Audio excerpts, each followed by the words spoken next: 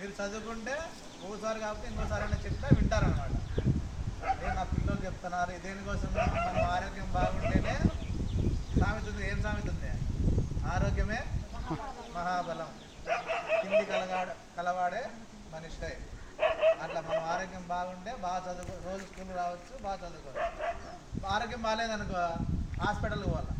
Hospital ఊనే చూస్తారా? డబ్బులు పోతాయి. అదే డబ్బులు హాస్పిటల్ లేకుండా వేరే దానికి అట్లే సేవ్ చేసుకొని మళ్ళీ వేరే దానికి ఉపయోగించుకోవచ్చు. కాబట్టి మనం ఏదైనా కానీ మనం ఎదగాలంటే, ముందుకు పోవాలంటే ఆరోగ్యం బాగా ఉండాల, ఎలాంటి వయసులో ఉన్న వాళ్ళకైనా. సరేనా? కాబట్టి మీరు ఇప్పుడు ఏం చేస్తారు?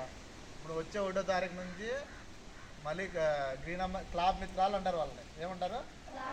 క్లాబ్ మిత్రాలు. మీ ముత్యాలు అనే వాళ్ళు ఉన్నారే, పెద్ద ముత్యాలు, చిన్న ముత్యాలు. అట్లా ఇంకో 2 వస్తారు.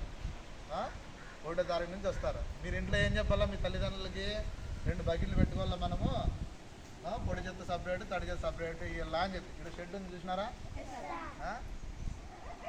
ఏదన్నా కానీ మనము కొత్త ఇండ్లైనా వాడుకోకపోతే ఏమవుతుంది?